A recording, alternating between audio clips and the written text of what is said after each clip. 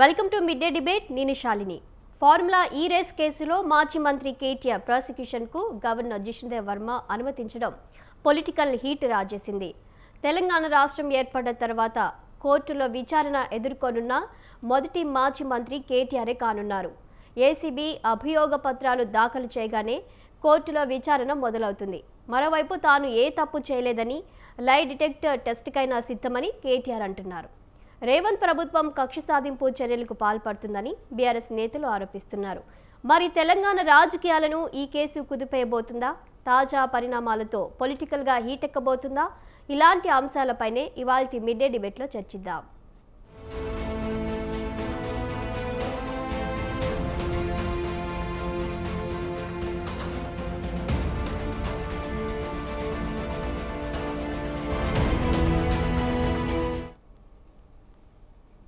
ఇక ఇవాల్టి mid day డిబేట్లో పాల్గొంటున్నారు అనలిస్ట్ మన్నం కోటేశ్వరరావు గారు. వారితో మాట్లాడి తెలుసుకుందాం. నమస్తే అండి కోటేశ్వరరావు గారు. నమస్తే.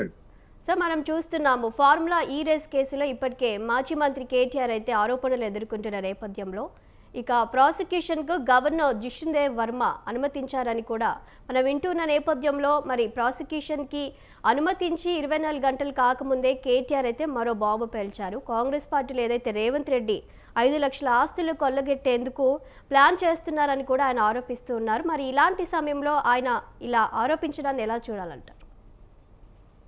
రాజకీయ నాయకులు, రాజకీయ పార్టీలు ఆరోపణలు ప్రత్యారోపణలు చేసుకోవడం కొత్తమీ కాదు. అది కేటీఆర్తో ప్రారంభం కాలేదు, లేదా కేటీఆర్ తోటి ఆగిపోదు. ఈ ఫార్ములా కార్ రేస్లో గతంలోనే సిట్టు దర్యాప్తు జరిపింది. అదేవిధంగా ఈడీ కూడా రంగంలోకి దిగింది. ఈ నేపథ్యంలో ప్రజాప్రతినిధిగా కేటీఆర్ ఉన్నాడు కనుక ఆయన మీద ఫర్దర్ ప్రొసీడింగ్స్ అంటే తదుపరి చర్యలు తీసుకోవాలంటే గవర్నర్ అనుమతి కావాలి అనేటువంటి నిబంధనలు ఉన్నందున రాష్ట్ర ప్రభుత్వము కొద్ది నెలల క్రితం గవర్నర్కి రాసింది. అది వెంటనే వస్తుంది అనుకున్నది వెంటనే రాలేదు. అంటే జూబ్లీ హిల్స్ ఎన్నికలకు ముందే అనుమతి వస్తుందని చెప్పేసి అనేక మంది భావించారు. కారణాలు ఏమైనా రాలేదు, ఇప్పుడు వచ్చింది. దీని వెనక కూడా కొంతమంది దృష్టిలో పాటు నా దృష్టిలో కూడా గవర్నర్ వెంటనే ఇవ్వకపోవడం వెనకాల ఒక రాజకీయం ఉంది, ఇప్పుడు ఇవ్వడం వెనకాల మరొక రాజకీయం ఉందనేటువంటిది నేను కూడా అభిప్రాయపడుతున్నాను. ఇప్పుడు రాష్ట్ర ప్రభుత్వ అంటే సిట్ కోర్టులో బంతి ఉన్నది. మరి ఏ విధమైనటువంటి ఛార్జ్ షీటు ఆయన మీద మోపుతారు, ఏ విధమైనటువంటి చర్యలు తీసుకుంటారు అనేటువంటిది ఇప్పుడు ఆసక్తికరంగా మారిందనేది చెప్పుకోవాలి. ఒకవైపు గ్రామ పంచాయతీ ఎన్నికలకి నోటిఫికేషన్లు ఎన్నికలు పెట్టడానికి నిర్ణయించారు. అఫీషియల్గా నోటిఫికేషన్ ఇంకా రావాల్సి ఉంది. ఆ నోటిఫికేషన్ వచ్చే లోపల మరి ఈ ఛార్జ్ షీటు దాఖలు చేసి దానికి అనుగుణంగా అంటే కేసు తీవ్రతను బట్టి దానిలో కేటీఆర్ని అరెస్ట్ చేస్తారా? కేటీఆరే కాదు, ఆ కేసులో ఉన్నటువంటి ఇతర నిందితులు కూడా ఐఏఎస్ అధికారులు లేదా ఇతర అధికారులు కూడా ఉన్నందున వాళ్ళ మీద ఎలాంటి చర్య తీసుకుంటారు అనేటువంటిది ఒకటైతే, ఐఏఎస్ అధికారుల మీద చర్య తీసుకోవాలంటే కేంద్ర ప్రభుత్వ అనుమతి కూడా రావాల్సి ఉంది. ఇంకా ఆ అనుమతి అయితే రాలేదు. అది కూడా వచ్చిన తర్వాత అంటే అది కూడా వచ్చేంత వరకు ఆగి అందరి మీద ఒకేసారి చర్యలు తీసుకుంటారా, లేకపోయేట్లయితే విడివిడిగా చర్యలు తీసుకుంటారా అనేటువంటిది మనం చూడాల్సి ఉంది. అందుకని దీని మీద ఇంతవరకు రాష్ట్ర ప్రభుత్వం వైపు నుంచి ఎలాంటి అధికారిక స్పందన రాలేదు కనుక దాని మీద మన ఊహాగానాల గురించి మాట్లాడుకుంటే ప్రయోజనం లేదనేది నా అభిప్రాయం. తదుపరి ప్రభుత్వ చర్య ఎట్లా ఉంటుంది అనే దాన్ని బట్టి రాష్ట్రంలో రాజకీయ పరిణామాలు చోటు చేసుకుంటాయి. అయితే కొంతమంది అన్నట్టుగా ఇది ఒక పెను సంచలనం కలిగిస్తుందా రాష్ట్రంలో అనేటువంటి అభిప్రాయానికి వస్తే, అలాంటి సంచలనం ఏమీ కలిగించేదేమీ ఉండదు అనేది నా అభిప్రాయం. ఎందుకంటే పక్కనే ఉన్నటువంటి ఆంధ్రప్రదేశ్‌లో వివిధ కేసుల్లో అనేక మంది మీద అనేక మంది ప్రముఖుల మీద వైసీపీ ప్రముఖుల మీద కేసులు నమోదు చేశారు. అరెస్టులు చేశారు. అక్కడేమీ మిన్నివిరిగి మీద పడినట్లుగా అక్కడేమీ జరగలేదు. అందువలన తెలంగాణలో కూడా గత ప్రభుత్వానికి నాయకత్వం వహించిన లేదా గత ప్రభుత్వంలో అనేక బాధ్యతలు వహించినటువంటి వాళ్ళ మీద కేసులు దాఖలు చేసినా, అరెస్టులు చేసినా ఇక్కడ కూడా పరిస్థితి సాధారణంగానే ఉంటుంది తప్ప, అసాధారణమైనటువంటి పరిస్థితులైతే ఏర్పడతాయని నేనైతే అనుకోవట్లేదు.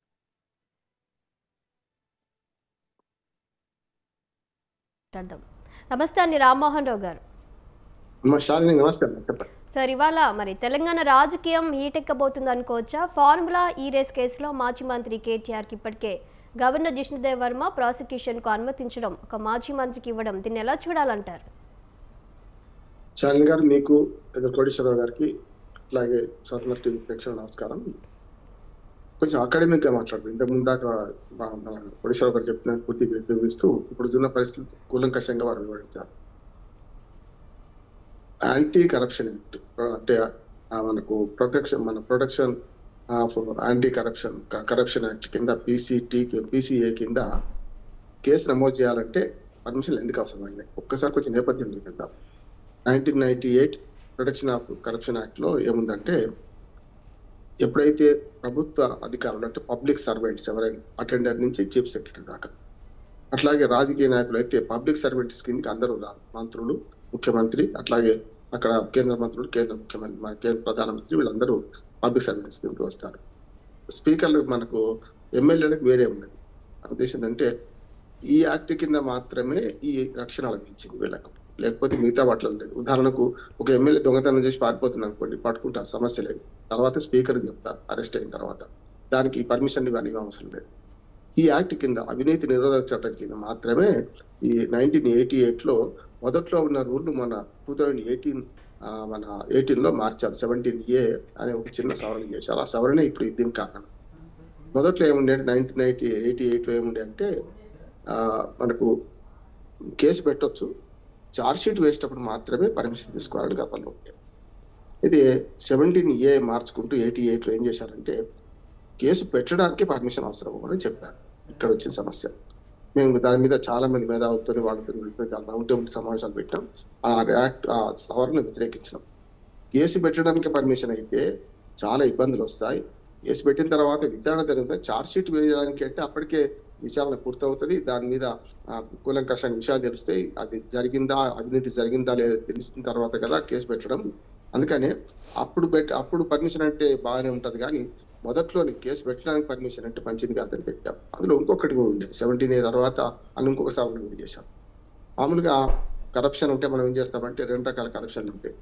అంటే మనకు హక్కుగా పొందే సేవలకు కరప్షన్ అడిగేవాడు ఉంటాడు. సర్టిఫికెట్లు ఉన్నాయి, ఒక క్యాస్ట్ సర్టిఫికెట్ ఉంది, లేకుంటే ఇన్కమ్ సర్టిఫికెట్ ఉంది, ఇట్లాంటి వల్ల వాళ్ళు డబ్బులు డిమాండ్ చేస్తారు. అది ఏడ్చుకుంటూ ఇవ్వాల్సి వస్తుంది. వీళ్ళ ప్రమేయం ఉండదు. కానీ అదే రిజిస్ట్రేషన్ ఆఫీసులో స్టాంప్ డ్యూటీ కానీ ఏదైనా కొంచెం తప్పించుకునే వీళ్ళు ఎక్కడైతే వాళ్ళకు విచక్షణ అధికారం ఉంటుందో అక్కడ అధికారులు లంచం తీసుకుంటుంటారు. వీడు వాడిద్దరు కలుస్తారు. దొంగ చీకటి ఒకటి అవుతుంది. ఇచ్చేవాడు ఒకటైతాడు, తీసుకునేవాడు కూడా. ఇచ్చేవాడు తీసుకునేవాడు ఒకటైతాడు. అది క్విడ్ ప్రో క్వో లంచం అని చెప్తారు. ఆ లంచంలో ఇద్దరు ప్రమేయం ఉంటుంది. ఇక్కడ మాత్రం ఒక్కడే బాధపడుతుంటాడు. ఏది హక్కుగా అందేసే వాళ్ళలో. అందరూ కూడా మార్పు చేశారు. ఏమనంటే మొదటి నుంచి ఒక సామెత ఉంటుంది. ఏమనంటే ఓ నానుడు ఉంది, ఏమనంటే లంచం తీసుకునేవాడు ఎంత తప్పో లంచం ఇచ్చేవాడు కూడా అంతే తప్ప అని. కరెక్టే, కానీ అన్ని చోట్ల ఇది వర్తించదు కదా. అక్కడ ఏం చేశారంటే లంచం ఇచ్చేవాడిని కూడా నిందితునిగా మార్చి కేసు పెట్టాలని పెట్టారు యాక్ట్ లో. అది పెద్ద సమస్య. దాన్ని వ్యతిరేకించాం. అంటే లంచం ఇచ్చేవాడు బాధితుడు కదా, తీసుకునేవాడు కదా నేరస్తుడు అంటే కాదు. ఇవ్వడం నేరమే, తీసుకోవడం నేరమే. మామూలుగా సామాన్యంగా చెప్తే బాగానే ఉంటుంది.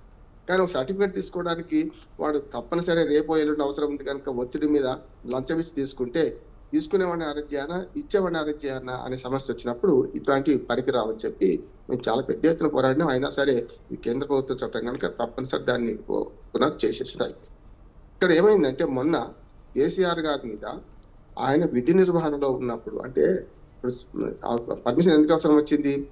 ఆయన అప్పుడు మంత్రిగా మున్సిపల్ అట్లాగే మన ఐటీ శాఖ మంత్రిగా ఉన్నప్పుడు ఈ అవినీతి అవినీతి జరగలేదు అసలు. యాక్చువల్గా అవినీతి కాదు, దాన్ని ప్రొసీజరల్ ఆస్పెక్ట్ అంటాం, దాన్ని జరిగిందని కేసు పెట్టింది. అంటే అప్పుడు మంత్రిగా ఉన్నారు కనుక పబ్లిక్ సర్వీస్ కిందకి వస్తారు కనుక ఆయన మీద కేసు పెట్టాలంటే తప్పనిసరి పర్మిషన్ అవసరం అనేది వచ్చింది. ఇప్పుడు ఇంతకుముందు ఆ కోటేశ్వరరావు గారు కరెక్ట్ చెప్పారు. ఏంటంటే ఈ పర్మిషన్ అప్పటిదాకా ఎందుకు వెళ్ళి ఇప్పుడు ఎందుకు ఇచ్చారు, జూబ్లీ హిల్స్ ఎన్నికల తర్వాత ఏం జరిగింది అవన్నీ స్పష్టంగా మనకు అర్థమవుతుంది. ఎంత రాజకీయం అంతగానే లేదు. కానీ పర్మిషన్ ఇచ్చిన తర్వాత ఏం జరగబోతుంది, వాట్ నెక్స్ట్ అంటే మనం ఆలోచన చేస్తే ఈ పర్మిషన్ వాళ్ళు ఇచ్చారు కదా, రేపటికల్లా అరెస్ట్ అయిపోతారు, మీడియా గుట్లేక రేపటికల్లా అరెస్ట్ చేస్తారు, ఇవన్నీ మాట్లాడుతున్నారు. అసలు అక్కడ పస ఉంటే కేసులు ఏమైనా పస ఉంటే కదా అరెస్ట్ చేయడం కానీ మిగతా ఉన్నాడు. ఇది ఆంధ్రప్రదేశ్ లో చంద్రబాబు నాయుడు విషయంలో ఇది జరిగింది. గతంలో చంద్రబాబు నాయుడు కానీ రాయలసీమలో ఎక్కడ పర్యటనలో ఉంటే బస్సు అద్దాలు పగలగొట్టి మరీ లోపలి బయట తీసుకొచ్చి ఆయన కార్లు ఆ తర్వాత నడిపించి రకరకాల చేశారు కదా. ఏసీబీ కేసులో ఏసీబీ కోర్టు రిమాండ్ చేయడానికి 3 సార్లు నిరాకరించింది. అయినా సరే ఏదో జిమ్మికి చేసి మొత్తం మీద కోర్టులో సబ్మిట్ చేసి ఆయన రిమాండ్ చేసేసాడు. 53 రోజులు జైల్లో ఉన్నారు. సుప్రీంకోర్టులో ఇదే ప్రసక్తి వచ్చింది. ఆనాడు ఆయన ఏదైతే స్కిల్స్ కేసులో మనకు ఆయన ముఖ్యమంత్రి కదా, అప్పుడు ముఖ్యమంత్రిగా ఉన్నాడు మీద కేసు పెట్టినప్పుడు 70TA ఎందుకు వర్తించదు అనే దాని మీద వాదోపదాలు జరిగినాయి అక్కడ. తెలంగాణ ప్రభుత్వం ఆ తప్పు చేయలేదు. ఆంధ్రప్రదేశ్ లో అప్పుడు వైఎస్ జగన్మోహన్ రెడ్డి గారు అధికారంలో ఉన్నప్పుడు చేసిన తప్పు ఇక్కడ చేయలేదు. కనుక ఏంటంటే 17A కింద గవర్నర్ పర్మిషన్ అవసరం ఉండి తీసుకున్నారు. మరి మిగతా వాళ్ళకి ఎవరు ఇస్తారు? అటెండర్ నుంచి చీఫ్ సెక్రటరీ వరకు ఇంతకుముందు కోటేశ్వరరావు గారు చెప్పారు కదా, ఐఏఎస్లకైతేనే కేంద్ర ప్రభుత్వం అంటే నియామకం అక్కడే కనుక వాళ్ళు ఇవ్వాలి. మిగతా ఉద్యోగులందరికీ కింది స్థాయి ఉద్యోగులందరికీ కూడా దాని వాళ్ళ స్థాయిని బట్టి సిఎస్ దాకా ఇవ్వచ్చు. కలెక్టర్ల మీద కూడా సిఎస్ అనుమతి ఇవ్వచ్చు. కానీ కేంద్ర ప్రభుత్వం మన సివిల్ సర్వీసెస్ కనుక ఒక్కోసారి కేంద్ర ప్రభుత్వం అనుమతి ఉంటుంది. కాకపోతే ఎక్కడైతే పనిచేస్తున్నారో వాళ్ళని నియామకం చేసే కానీ వాళ్ళ జీతాలు ఇచ్చే డ్రాయింగ్ ఆఫీసర్ కూడా మనకు పర్మిషన్ ఇవ్వచ్చు కనుక చీఫ్ సెక్రటరీ ఇవ్వచ్చు. అటెండర్ అయితే డిపార్ట్మెంట్ హెడ్ ఇట్లా ఉంటుంది. కనుక ఇప్పుడు జరిగింది ఏంటంటే ఈ పర్మిషన్ అనేది ఇంత గందరగోళంగా ఉంది కదా. పర్మిషన్ ఇచ్చిన తర్వాత ఏం జరుగుతుందంటే దీని మీద నేర ఆరోపణ చేయడానికి అవసరమైన ఇప్పటికే కొంత తయారు చేశారంటున్నారు. అడిగిన ప్రశ్న మళ్ళీ అడిగిన ప్రశ్న మళ్ళీ అడుగుతున్నారు. 50 ప్రశ్నలు 4 సార్లు హాజరయ్యాను కదా ఏసీబీ అధికారుల ముందు, వాళ్ళు ఏమడిగినా వాళ్ళకి తెలుస్తలేదు, మళ్ళీ అవి అడుగుతున్నారు అంటున్నారు. ఈ కార్ రేసులో జరిగింది ఏమిటి? ఆనాడు ఒక ఏజెన్సీ వచ్చింది, దాన్ని నిర్వహిస్తామనేది. మధ్యలో వాళ్ళు వెళ్ళిపోవడం వల్ల డబ్బులు కట్టాల్సి వచ్చినప్పుడు హెచ్ఎండిఏ కూడా స్వతంత్ర సంస్థ, అంటే దాని పరిధి దానికి ఉన్నది. కానీ 10 కోట్ల కంటే మించిన లావాదేవీలు ఏమైనా ఉంటే అప్పుడు మన ప్రభుత్వం దృష్టికి తీసుకెళ్ళాలి, ప్రభుత్వం క్యాబినెట్ మీటింగ్ లో అప్రూవల్ చేస్తారా, మంత్రివర్గం చేస్తుందా చూడాలి అని అన్నారు. కానీ ఏం చేశారు? కేటీఆర్ గారు స్వయంగా ఒప్పుకున్నారు, నేనే ఇవ్వమన్న డబ్బులు నేనే పంపానని వాళ్ళు పంపింది. పంపమనంగానే పంపడానికి ఇదేమో గ్రామ పంచాయతీ ఆఫీస్ కదా, గ్రామ పంచాయతీ ఆఫీస్ కూడా చులకనగా గ్రామ పంచాయతీ ఆఫీసులో కూడా సర్పంచ్ చెప్పగానే పంచాయతీ సెక్రటరీ పంపడు. పంచాయతీ సెక్రటరీ అధికారి. పంచాయతీ సెక్రటరీ ఏం చేస్తాడు? ఇది రూల్కి విరుద్ధంగా ఉందా మంచిగా ఉందా ఆలోచించి పంపడమే. అందుకని చూడండి, పంచాయతీ నుంచి మనకు పైదాకా కూడా ఈ చీఫ్ సెక్రటరీలు కానీ వీళ్ళందరూ ఎవరైతే అధికారులు ఉంటారో వీళ్ళందరూ చేసే పని ఏమిటి? రాజకీయ నాయకులు ఆదేశించగానే వెంటనే పంపడం కాదు వీళ్ళు పని చేసి ఏదైనా సరే. అందుకని వాళ్ళు ఏం చేయాలి? వాళ్ళు దీన్ని లీగల్ గా చెల్లదా చూసి పంపాలి. ఇప్పుడు అరవింద్ కుమార్ అట్లాగే బిఎల్ఎన్ రెడ్డి ఇక్కడ పంపిణీ అంటున్నారు. కేటీఆర్ పంపనంగానే ఓరల్ ఆర్డర్ చేయగానే పంపడానికి వీల్లేదు, రిటర్న్ ఆర్డర్ ఇచ్చినా పంపడానికి వీల్లేదు. ఎందుకంటే వాళ్ళు ఈ సాధ్యాసాధ్యాలు గమనించాలి, పంపడం కరెక్టా కాదా చూడాల్సిన అవసరం ఉంది. చూడకపోవడం వాళ్ళ తప్ప, పంపిన వాడు పంపమని చెప్పిన వాడు తప్ప.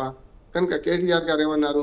పంపమన్నది నిజమే, కానీ తర్వాత వాళ్ళు పంపడం అవసరమా కాదా, ఎట్లా పంపాలి, డబ్బులు ఆ 10 కోట్లు దాటితే ఏం చేయాలి, ఆ ప్రొసీజర్ హాస్పిటల్ నేను చూస్తాను, ప్రొసీజర్ హాస్పిటల్ వాళ్ళు చూడాల్సిందని కేటీఆర్ వాదిస్తున్నారు. నిజం అంటున్నాను. దాంతోపాటు ఈ 54 కోట్ల 85 లక్షల రూపాయలు అటు పంపడానికి పంపింది కదా. పంపితే మనకు రిజర్వ్ బ్యాంక్ అనుమతి లేకుండా అది పోదు కదా. బ్యాంక్ అకౌంట్ లో గవర్నమెంట్ అకౌంట్ లో ఉన్నాయి డబ్బులు, బ్యాంకులో ఉన్నాయి. ఆ బ్యాంకు డబ్బులు అటు పోయినాయి. రిజర్వ్ బ్యాంక్ ఏం చేసినట్టు, సెంట్రల్ గవర్నమెంట్ ఏం చేసినట్టు, ఇవన్నీ లెక్కలోకి వస్తాయి. కేంద్ర ప్రభుత్వం ఏం చేసినట్టు లెక్క. కేంద్ర ప్రభుత్వం అనుమతి లేకుండా, కేంద్ర ప్రభుత్వం రిజర్వ్ బ్యాంక్ అనుమతి లేకుండా బయట డబ్బులు పోయినాయి అనుకుందాం. ఎక్కడికి పోయినాయి? మిస్యూజ్ అయ్యి ఆ డబ్బులు వేరేదికి పోతే వేరు. ఇప్పుడు చంద్రబాబు నాయుడు గారి కేసులో ఏమన్నారంటే అక్కడ 17A వర్తించదు అనే దానికి వాళ్ళు ఏం చేశారంటే ఈ డబ్బులు అటు తీసుకెళ్ళి మళ్ళీ వాళ్ళ అకౌంట్లకు వచ్చినాయి అని వాళ్ళు చూపించారు. ఎక్కడి నుంచి లింక్ అయింది అవన్నీ అదంతా ఛేదించారు. ఇక్కడ అది కాదు, ఇక్కడ డబ్బులు ముట్టాయని వాడు ఒప్పుకుంటున్నాడు. డబ్బులు ఇంకా రావాల్సి ఉంది అని చెప్పి ఈ ప్రభుత్వం 2023లో కాంగ్రెస్ ప్రభుత్వం అధికారంలోకి వచ్చినాక వాళ్ళు నోటీస్ పంపారు. వాళ్ళు మాకు డబ్బులు రావాల్సింది, ఇది ఇంకా మిగతా రావాల్సింది, మొదటి విడత వాళ్ళు ఇచ్చారు, రెండో విడత రావాల్సింది, మీరు ఇస్తారా ఇవ్వరా నోటీస్ పంపినప్పుడు మనకు రేవంత్ రెడ్డి గారి దృష్టికి వచ్చింది. అప్పుడు బాగానే ఉంది, ఇది పనికొచ్చేటట్టు కేసు అని చెప్పి వాళ్ళకు నోటీస్ కు వ్యతిరేకంగా జవాబు ఇచ్చేసి మేము మాకు ఈ కార్ రేసు 2-3 సెషన్స్ వద్దు, మాకు 2023లో జరిగింది, 24, 25 కూడా జరగాల్సి ఉండే, అది వరుసగా మాకు అవసరం లేదు అని చెప్పేసి వాళ్ళు అటు వ్యతిరేకంగా చేసి వాళ్ళు అప్పుడేం చేశారు, 8 కోట్ల రూపాయలు ఫైన్ కట్టమన్నారు. ఒప్పందం బ్రీచ్ ఆఫ్ కాంట్రాక్ట్ కదా, 8 కోట్ల రూపాయలు మాకు డబ్బులు కట్టమంటే ఆ డబ్బులు కట్టలేనంత వరకు ఆ డబ్బులు కట్టాల్సిందే వస్తుంది. బ్రీచ్ ఆఫ్ కాంట్రాక్ట్ కదా, మీరు రద్దు చేసుకున్నారు, వాటి మీదనే వస్తుంది. దీనిలో ఇంకొక కీలకమైన అంశం ఉంది సార్, ఏంటంటే వాళ్ళు ఏమంటున్నారు, రిజర్వ్ బ్యాంక్ అనుమతి లేకుండా పంపించారు. అది ప్రొసీజర్ ఎక్స్పెక్ట్ కదా, కేసీఆర్ చూస్తారా నేనా మీరు చూసేది కాదు కదా. రెండోది కూడా ఏమైతుందంటే దీనివల్ల క్విడ్ ప్రోక్రో అంటే వాళ్ళకి 54 కోట్ల రూపాయలు 85 లక్షలు పంపినందుకు 44 కోట్ల రూపాయలు ఎలక్టోరల్ బాండ్లు కొన్నారు అనే ఒక ఆరోపణ. రైట్, అదే గ్రీన్కో సంస్థ ఎలక్టోరల్ బాండ్స్ బీజేపీ వాళ్ళకి ఇచ్చింది, బీజేపీ వాళ్ళ దగ్గర కొన్నది, కాంగ్రెస్ వాళ్ళ దగ్గర కొన్నది, బీఆర్ఎస్ వాళ్ళ దగ్గర కొన్నది, వైసీపీ వాళ్ళ దగ్గర తెలుగుదేశం కొన్నది. అంటే ఏమన్నట్టు ఎలక్టోరల్ బాండ్స్ కథ వేరే, అందులో అధికారం ఉన్న పార్టీకి ఎక్కువ వస్తాయి, వాటి బీజేపీకి ఎక్కువ వచ్చినాయి, అప్పుడు బీఆర్ఎస్ అధికారంలో బీఆర్ఎస్కి ఎక్కువ వచ్చినాయి, తీసుకున్నారు, కొనుక్కున్నారు, అంటే వాళ్ళతో అవసరం ఉంటుంది, అది వేరే. కానీ అది దీనిలో చుట్టేస్తే ఏమైందంటే వీడు మనకు పెండా బెల్లాన్ని ఒకటి చేసినట్టే. కనుక ఈ మొత్తం ఎపిసోడ్లో కేటీఆర్ గారు నేరం చేయలేదు అంటలేదు నేను, కానీ కేటీఆర్ గారు చెప్పింది ఏంటంటే 54 కోట్ల 85 లక్షలు పంపమనేది నిజమే అని ఒప్పుకుంటున్నాడు. కానీ ప్రొసీజర్ ఆస్పెక్ట్ చూస్తుంది వాళ్ళు కదా అంటున్నారు. ఇక్కడ అవినీతి ఎక్కడ ఉంది? ఈడీ కూడా ఎంటర్ అయింది ఇక్కడ. ఈడీ ఈ కేసులోనే మక్కి మేరే భాయ్ రిక్కి అన్నట్టు ఈడీ కూడా A1, A2, A3 ఇవే పేర్లు సేమ్ వాళ్ళు ఏసీబీ ఎంక్వైరీ చేసిందో అదే పేర్లతో మళ్ళీ వీళ్ళు కూడా ఒక కేసు పెట్టారు. ఈడీ ఎప్పుడు ఎంటర్ కావాలి? డబ్బులు మారినప్పుడు, డబ్బులు చేతులు మారినప్పుడు కావాలి. ఇక్కడ చెక్కు ద్వారా అటు పోయి మళ్ళీ అవి కూడా లావాదేవీ ద్వారా వెనక్కి వచ్చినాయి అంటున్నారు. అది లీగల్ గా ఉన్నది కదా, వాళ్ళకి చేరలేదు, వాళ్ళ డబ్బులు మిస్యూజ్ అయినాయి, ఎక్కడికో పోయినాయి, కేటీఆర్ అకౌంట్కి పోయినాయి, లేకుంటే ఎవరి అకౌంట్ పోయినట్టు వేరే విషయం కదా, అది జరగలే కదా. అందుకని ఈ కేసులో ఆయన రొట్టెపీస్ కేసు అన్నాడు, నేను ఆ మాట అన్నాను, కానీ ఈ కేసులో పసలేదు అంటున్నాను. మొత్తం ఇంకొక మాట చెప్తాను, ఈ మొత్తం కేసులు చూసుకుంటే గొర్రెల కుంభకోణం కానీ, టెలిఫోన్ టాపింగ్ కానీ, కాళేశ్వరం కుంభకోణం కానీ, కాళేశ్వరం కమిషన్ ఇచ్చింది కానీ, భద్రాద్రి ఆధారిత కానీ, ఇప్పుడు ఈ కాంగ్రెస్ కానీ, వీటిలో కొండని తగ్గి ఎలకనైనా పడతారా వీళ్ళు అని నాకు అనుమానం వస్తుందమ్మా. ఎందుకంటే కాళేశ్వరం కమిషన్ రిపోర్ట్ వచ్చింది, అందులో ఎక్కడ కూడా బిగ్ బాస్ ఎవరైనా అడిగింది, కానీ ఇప్పుడు ఆ రిపోర్ట్ వచ్చి సిబిఐకి చెప్తే సిబిఐ ఇప్పుడు అదొక విచారణ ఉంది, సిబిఐ తీసుకోవడం ఇప్పటికి కూడా. అట్లానే మీకు భద్రాద్రి దాని మీద మనకు ఆయన లోకూరు కమిషన్ ఎప్పుడుకో రిపోర్ట్ ఇచ్చేసింది, 8 నెలలు 10 నెలలు అయింది. దాంట్లో ఏముంది మాకు చెప్పాలి కదా ప్రజలందరికీ కూడా, అదే రాలేదు ఇంతవరకు కూడా. అట్లాగే విజిలెన్స్ కమిషన్ రిపోర్ట్ వచ్చింది కాళేశ్వరం మీద, దాని మీద 18 మంది అధికారుల మీద చర్య తీసుకోమన్నారు. ఏమైంది అంటే ఎంతసేపు రాజకీయంగా ఆలోచన చేసుకుంటే టెలిఫోన్ కేసు, స్టాపింగ్ కేసు అట్లా అయింది, ఈ కాంగ్రెస్ ఇట్లా. కనుక ఈ మొత్తం మీద రాజకీయంగా మైండ్ గేమ్ రాజకీయాలు, డైవర్షన్ పాలిటిక్స్ నడుస్తున్నాయా, లేకుంటే అసలైన పాలిటిక్స్ నడుస్తున్నాయా అని అర్థం చేసుకోవచ్చు. రైట్. ఇక అలాగే మరి డిబేట్లో బీఆర్ఎస్ లీడర్ రామ్మూర్తి గారు, అలాగే కాంగ్రెస్ అధికార ప్రతినిధి శివకుమార్ గారు ఇద్దరు జాయిన్ అయ్యారు, వారితో మాట్లాడదాం. నమస్తే అండి ఇద్దరికి. ముందుగా శివకుమార్ గారు, మరి మీరు చెప్పండి, ఇప్పటికే మరి గవర్నర్ జిష్ణుదేవ్ వర్మ కేటీఆర్ ప్రాసిక్యూషన్కి అనుమతించిన 24 గంటల్లోనే మరి రేవంత్ రెడ్డి 5 లక్షల ఆస్తులు కొల్లగొట్టేందుకు ప్లాన్ చేస్తున్నారని ఒక బాంబు పేల్చారు. మరి దీన్ని ఎలా చూస్తారు? మీ స్పందన ఏంటి దీనిపై? మీ వాయిస్ కూడా క్లియర్ లేదు సార్. ఇప్పటికే మరి కాంగ్రెస్ 5 లక్షల ఆస్తులు కొల్లగొట్టేందుకు ప్లాన్ చేస్తున్నారని కేటీఆర్ ఆరోపిస్తున్నారు ఒకవైపు, దీన్ని ఎలా చూస్తారు మీరు? ముందుగా స్వతంత్ర న్యూస్ ప్రేక్షకులకు, మీకు ప్యానల్ ఉన్నవారికి నమస్కారం. తెలంగాణ రాష్ట్రం వచ్చిన తర్వాత, టిఆర్ఎస్ అధికారంలోకి వచ్చిన తర్వాత ఒక మిగులు బడ్జెట్ రాష్ట్రాన్ని అప్పుల రాష్ట్రం చేసింది ఈరోజు టిఆర్ఎస్. తర్వాత అది టిఆర్ఎస్ కాలక్రమేణా బీఆర్ఎస్గా మారడం జరిగింది. బీఆర్ఎస్ వచ్చిన తర్వాత అయినా కూడా వాళ్ళు ఏ ప్రాజెక్టులు చేసినా ఏ స్కీమ్లు చేసినా దాంట్లో స్కామ్లతోనే చేసిండ్రు అనేది జగమెరిగిన సత్యం. ఇది ఈరోజు కొత్తగా నేనేదో చెప్పడం కానీ లేకపోతే ఇంకెవరో చెప్పడం అని కాదు. ఖచ్చితంగా టీఆర్ఎస్ బీఆర్ఎస్ ఏం చేసింది అనేది వాళ్ళు ఆత్మవిమర్శన చేసుకోవాలి. ఎందుకంటే తెలంగాణ ప్రజలని ఒక ఉద్యమంలో ఊపి దాని తర్వాత తెలంగాణ రాష్ట్రం రావాలా, నీళ్లు నిధులు నియామకాలంతా పక్క రాష్ట్రం వాళ్ళు ఎత్తుకపోతున్నారు అనే రకంగా వీళ్ళు ప్రచారం చేసి సకల జనులను ఉద్యమంలో పెట్టారు. కానీ దాని తర్వాత చెప్పండి శివకుమార్ గారు. దాని తర్వాత ఈరోజు అధికారం పోయి 22 నెలలు అవుతుంది. ఇంకా కూడా టిఆర్ఎస్ బిఆర్ఎస్ వాళ్ళు ఏమనుకుంటున్నారంటే ఖచ్చితంగా మేమే అధికారంలో ఉన్నాం అనేది ఒక భ్రమలో ఉన్నాడు. ఈరోజు సొంత చెల్లె ఎవరైతే కవిత ఉందో వీళ్ళ మొత్తం దొంగ చిట్ట అంతా ఇప్పుతున్నది.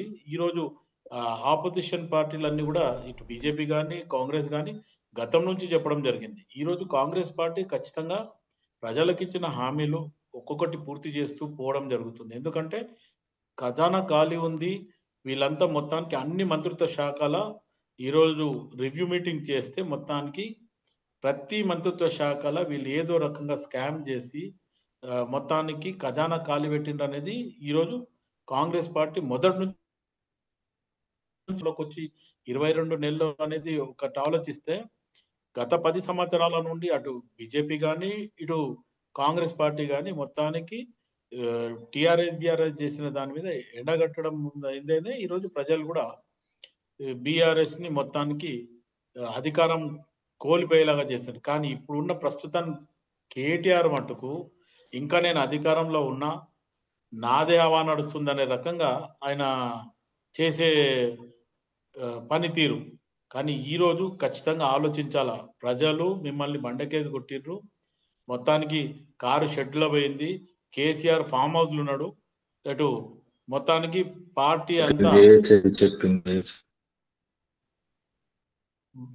పరిస్థితి బాగలేదు అనే రకంగా ఆలోచించి రేపు వాళ్ళు ఆత్మవిమర్శ చేసుకొని జరిగిన 10 సంవత్సరాలలో మేము చేసిన నష్టం ప్రజలకు ఏం చేసినాము, దాన్ని ఏ రకంగా పూడ్చొచ్చు, లేకపోతే మేము మా పద్ధతిని మార్చుకుంటామనే ధోరణిలో ఈరోజు బీఆర్ఎస్ వాళ్ళు ఉండాలి.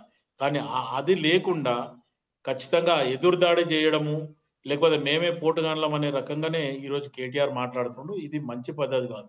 కాంగ్రెస్ పార్టీ ఏదైతే చట్టానికి అప్పజెప్పింది అది చట్టం దాని పని అది చేసుకుంటూనే పోతుంది. అది ఈ కార్యస్ కావచ్చు, లేకపోతే కాళేశ్వరం కావచ్చు, లేకపోతే మిషన్ భగీరథ కావచ్చు, లేకపోతే మొత్తానికి దళిత బంధు కావచ్చు, ఇటువంటి ఎన్ని గొర్రెల స్కామ్ అనుకోవచ్చు, ఇవన్నిటి మీద కూడా ఆల్రెడీ చట్టం దాని పని అది చేసుకుంటూ పోతుంది. ఖచ్చితంగా దాని మీద ఈ రోజు కాకపోయినా రేపు అనేది దోషులు ఎవరు అనేది కూడా వెలువడుతుంది. దాన్ని బట్టి కాంగ్రెస్ పార్టీ మటుకు ఖచ్చితంగా ప్రజలకు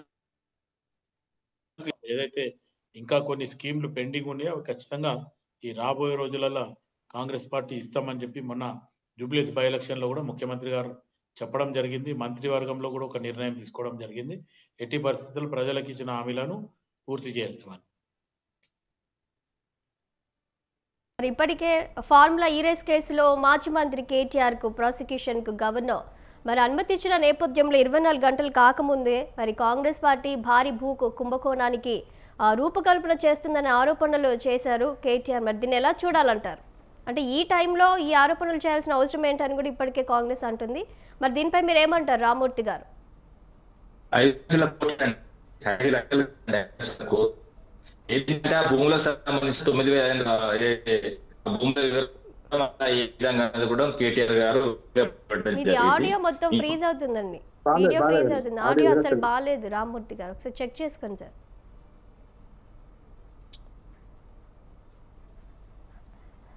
రైట్, కోటేశ్వరరావు గారు సార్ మీరు చెప్పండి. మరి ఇవాళ కేటీఆర్ అంటూ ఉన్నారు నన్ను అరెస్ట్ చేసే ధైర్యం రేవంత్ రెడ్డికి లేదు అని అంటున్నారు. మరోవైపు చట్టం తన పని తాను చేసుకుపోతుంది అని అంటున్నారు. లై డిటెక్టర్ కి సిద్ధం అంటున్నారు. ఏంటి ఎలా చూడాలంటే సార్? లేదు సార్, మొత్తం ఫ్రీజ్ అవుతున్నారు సార్, ఒకసారి చెక్ చేసుకోండి. ఈ కేసు గురించి ఈ కేసు మీద సిట్ దర్యాప్తు జరుపుతున్నప్పటి నుంచి జరుగుతున్నటువంటి చర్చల్లో గతంలో నేను వెలువచ్చినటువంటి అభిప్రాయాలు మరొకసారి ఈ సందర్భంగా నేను మళ్ళా రిపీట్ చేయదలుచుకున్నాను. నేనే ఆదేశాలు ఇచ్చాను అని చెప్పేసి కేటీఆర్ మీడియా ముఖంగా చెప్పారు. కానీ ఆ తర్వాత సిట్ దగ్గర ఆ విధమైనటువంటి స్టేట్మెంట్ ఇవ్వలేదు అనేటువంటి వార్తలు వచ్చాయి. నాకేమిటి సంబంధం, అధికారులు చూసుకోవాలి కదా అని చెప్పేసి అధికారుల మీదనే నెపం నెట్టినట్టుగా ఆ రోజు వచ్చినటువంటి వార్తలు. అందుకని ఇప్పుడు నిజంగా సిట్ నివేదికలో కేటీఆర్ ఏం చెప్పారు, నేనే మౌఖికంగా లేదా ఇతరత్ర ఆదేశాలు ఇచ్చాననేటువంటి మీడియాలో చెప్పినటువంటి మాటకు కేటీఆర్ కట్టుబడి ఉంటారా, లేకపోతే అధికారుల మీద నెట్టివేస్తారా అనేటువంటిది ఒకటి స్పష్టం కావాల్సినటువంటి ఉంది. రెండోది, ప్రొసీజరల్ ల్యాబ్స్లో కేటీఆర్ మౌఖికంగా చెప్పినా కానీ అధికారులు ఆ విధంగా చేయడానికి వీల్లేదు కనుక కేటీఆర్ని మందలించో లేదా మరొక విధమైనటువంటి చిన్న దాంతో వదిలేసి తప్పు చేసినటువంటి అధికారుల మీదనే ఈ కేసు ప్రధానంగా నడిచేటువంటి అవకాశం ఉంటుందని కూడా నేను గతంలో చెప్పాను. ఇప్పటికీ నా అభిప్రాయం అదే. అయితే ఇక్కడ రాజకీయ నాయకుడిగా అరవింద్ కుమార్ని అప్పుడు రక్షించడానికి నేనే చెప్పానని చెప్పేసి చెప్పినటువంటి మాటకి అఫీషియల్గా రికార్డ్స్లో రేపు కోర్టులో కావచ్చు లేకపోతే సిట్ ముందు కావచ్చు ఆయన నిజంగా దాన్ని అడ్మిట్ చేశారా లేదా అనేటువంటిది కూడా తెలియాల్సి ఉంది. అందుకని దీనిలో నైతిక పరమైనటువంటి అంశాలతో పాటు ప్రొసీజరల్ ల్యాబ్స్కి శిక్షించాల్సి వస్తే అధికారులని ఖచ్చితంగా శిక్షించాలి.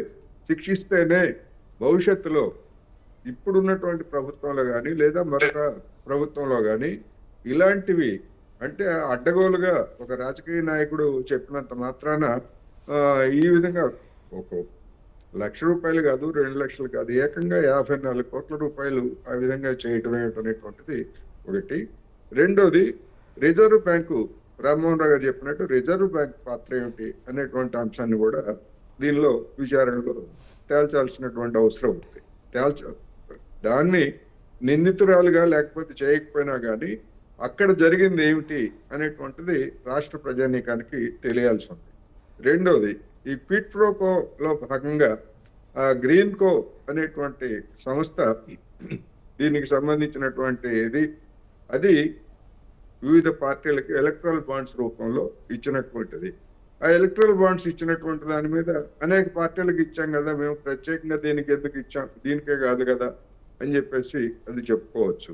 అయినప్పటికీ ఆ విషయం మీద కూడా ఆ వైఖరిలో కూడా దర్యాప్తు జరపాలనేది నేను గతంలో చెప్పాను, ఇప్పుడు కూడా చెప్తున్నాను. అందుకని మరి సిట్టు అంతిమంగా ఏం చేస్తుంది, ఏ విధమైనటువంటి నిరారోపణ చేస్తుంది అని